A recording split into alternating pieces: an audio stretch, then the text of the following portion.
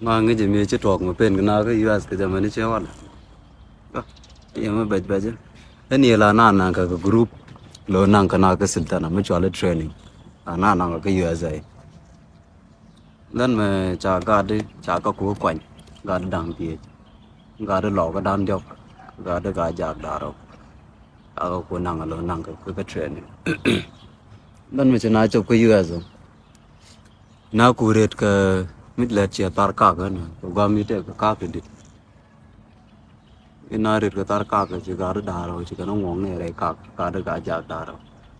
cái bul cái mình chăm. Tao bây giờ thì nó cái ngặt nữa. Cái mình trong nó nhìn học thì là biết cái nó có ở đó học được phun được cái học bữa lên cái mà sao mà trò này nó lơ cái dọc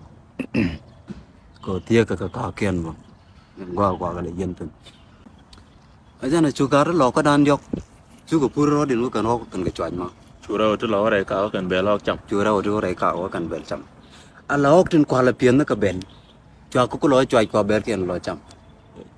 aga nama chi menda kan jana peno Amerika je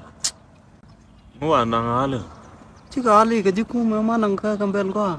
gambel